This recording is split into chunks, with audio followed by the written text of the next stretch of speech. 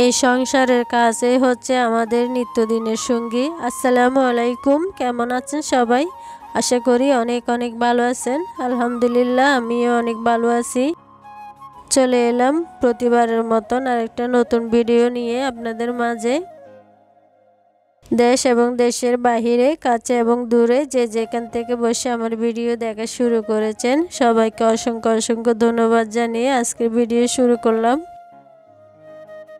তো আজকে সকাল থেকে আমি কাজটা শুরু করলাম। আমি নাস্তা খেয়ে ছেলে মেয়েকে স্কুলে পাঠিয়ে এখন রুমের কাজগুলো সেরে দিচ্ছি। আর এই সংসারের কাজে হচ্ছে আমার নিত্যদিনের সঙ্গী। কি আর বলবো, প্রতিদিন বাহিরে থেকে অনেকগুলো ধুলাবালি আসে, আর একদিন পরিষ্কার না করলে মনে হয় অনেক দিন পরিষ্কার করিনি, এরকম অবস্থা। আর আমার বাইরে যেহেতু একটু খোলামেলা, সেজন্য একটু ধুলাবালিটা বেশি আসে। আর এখানে আমি ওয়ালমেটগুলো পরিষ্কার করে নেব। আর আমি এখন ক্লে দিয়ে যেগুলো ফুল বানিয়ে নিয়েছি সেগুলো একটু পরিষ্কার করে নিয়েছি। আর এগুলো তো ওয়াশ করা যাবে না, কারণ ওয়াশ করলে আপনার ফুলগুলো অনেকটাই নষ্ট হয়ে যেতে পারে, সেজন্য। আর এদিকে ওয়ালমেটগুলো তো অনেকগুলো ধুলাবালি বসেছে, সেগুলো পরিষ্কার করে নিচ্ছি। আর আমি বেশিরভাগ দেখা যায় রুমের কাজগুলো অনেক কম শেয়ার করি, কারণ আমার বাইরেও অনেক কাজ থাকে, সেগুলো আপনাদের সাথে শেয়ার করতে করতে আর রুমের কাজগুলো শেয়ার করা হয় না। রুমের কাজগুলো করতে করতে সেই পুরনো কথা মনে করিয়ে দিচ্ছি আমার প্রাণপ্রিয় আপু ভাইদেরকে আর আমার দর্শকদেরকে। প্লিজ আমার ভিডিও শুরুতে একটা লাইক দিয়ে আমার পুরো ভিডিওটা দেখে নেবেন। আর আমার ভিডিওতে যদি কোনো অংশ ভালো লেগে থাকে একটা সাবস্ক্রাইব করে আমার পাশে থেকে যাবেন। আর এদিকে আমি বিছনাটা গুছিয়ে নিয়েছি অফ ক্যামেরায়। আর আমার বিড়ালটা এখানে এসে ঘুমাচ্ছে। আর এখন যেহেতু একটু ঠান্ডা পড়ে, সেজন্য নিচে ঘুমাই না, সবসময় বিছনায় এসে ঘুমাই।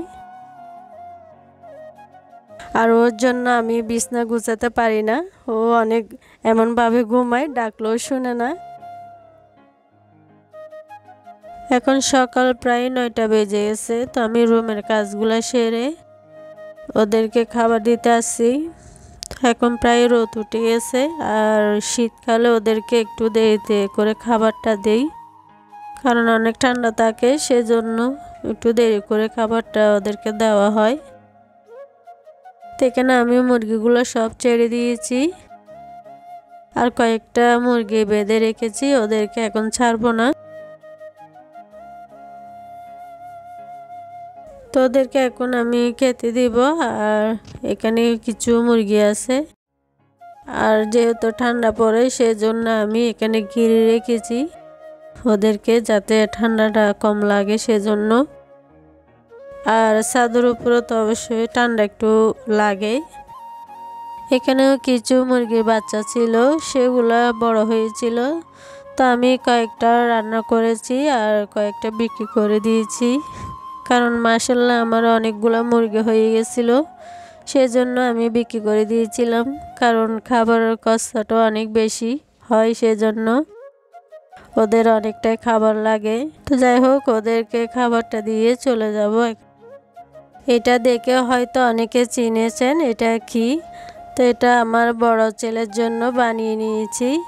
এটা হচ্ছে ডিএনএ মডেল, আর এটা স্কুলের জন্য বানিয়েছি। আমার বড় ছেলে বলেছে স্কুলে নাকি অ্যাসাইনমেন্ট আছে, সেজন্য তাড়াহুড়ো করে বানিয়ে দিলাম। আর আমার বড় ছেলেকে আমি একটু হেল্প করলাম আর কি। তো কেমন হয়েছে অবশ্যই জানাবেন। আর এই সবজি কুটাগুলো আমি রান্না করব মুরগির জন্য, হলুদ আর লবণ দিয়ে সিদ্ধ করে নেব। তো এখানে আমি মুরগির মাংস রান্না করার জন্য মশলাগুলো কষিয়ে নিয়েছি ভালো করে। তো এখানে আমি এখন মুরগির মাংস আর আলুগুলো দিয়ে দিব। তো আমি সবসময় মুরগির মাংস দিয়ে আলু দিয়ে রান্না করি, আমার হাজব্যান্ড খেতে খুবই পছন্দ করে সেজন্য। আর আমার ছেলে মেয়েরা ওরা তো দেশি মুরগি পছন্দ করে না, দেশি মুরগি নাকি অনেক শক্ত হয়, সেজন্য। তো আমার বেশিরভাগ দেখা যায় ব্রয়লার মুরগিটা রান্না করা হয়। এখানে আমি একটু পানি দিয়ে তারপর ভালো করে কষিয়ে নেব।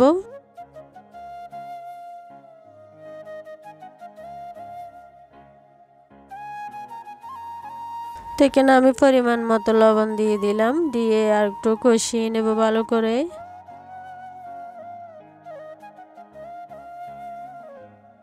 এখানে আমার কষানো শেষ, এখন আর একটু পানি দিয়ে দিলাম, দিয়ে ভালো করে নেড়ে চেড়ে একটু রান্না করে নেব।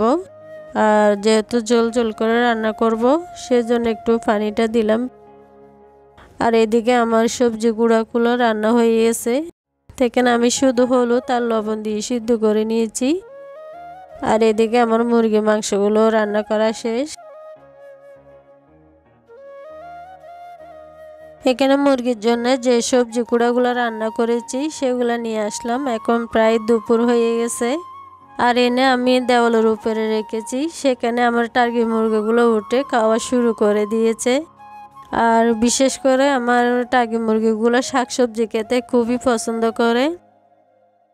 আর এখানে আমি কয়েকটা টার্কি মুরগি এনেছিলাম, মারা গেছে আর 3টা আছে। মাশাআল্লাহ ওরা অনেকটাই বড় হয়ে গেছে। আর শাকসবজি যেগুলো আমি সিদ্ধ করে দিয়েছি ওরা অনেক মজা করে খাচ্ছে। এভাবে আমি প্রতিদিন ওদেরকে সবজি গুঁড়াগুলো রান্না করে এভাবে খেতে দিই দুপুরবেলা। আমার খাবার খরচ অনেকটাই কমে আসে। আর আমি যেহেতু ছাদের মধ্যে মুরগি লালন পালন করি, একটু খাবারের খরচটা বেশি হয়ে যায়। সেজন্য আমি শাকসবজি গুঁড়াগুলো ফেলে না দিয়ে এভাবে ওদেরকে রান্না করে দিই। যারা ছাদের মধ্যে মুরগি লালন পালন করেন আপনারা চাইলে এভাবে শাক সবজি যেগুলো কাটাকুটা থাকে সেগুলো ফেলে না দিয়ে এভাবে ওদেরকে রান্না করে খেতে দিতে পারেন। খাবারের খরচ অনেকটাই কমে আসবে। বিকেলে আমার হাজব্যান্ড অফিস থেকে আসার সময় কিছু মিষ্টি নিয়ে আসছিল বাসায় খাওয়ার জন্য। আর মিষ্টিটা আমার হাজব্যান্ড বেশি পছন্দ করে। আর ওনার তো ডায়াবেটিস আছে, তারপরেও মিষ্টি খেতে অনেক পছন্দ করে। আর যাদের ডায়াবেটিস আছে ওদের মিষ্টিটা হয়তো একটু পছন্দ বেশি। আর এদিকে কেক নিয়ে আসে আমার মেয়ের জন্য। আমার মেয়ে কেক খেতে পছন্দ করে সেজন্য। তো এগুলো হচ্ছে আমাদের আজকে বিকেলের নাস্তা। তো আমি প্লেটে বেড়ে নিচ্ছি সবার জন্য। আর বিকেলের নাস্তা খেতে খেতে আপনাদের কাছ থেকে বিদায় নেব। আর প্লিজ আমার ভিডিও যদি আপনাদের ভালো লাগে থাকে অবশ্যই একটা লাইক শেয়ার করে দিবেন আর সাবস্ক্রাইব করে আমার পাশে থেকে যাবেন। আর এতক্ষণ ধৈর্য সহকারে যারা আমার ভিডিওর সাথে ছিলেন সবাইকে অসংখ্য অসংখ্য ধন্যবাদ জানিয়ে আজকের মতন বিদায় নিচ্ছি। সবাই ভালো থাকবেন, সুস্থ থাকবেন। আল্লাহ হাফেজ।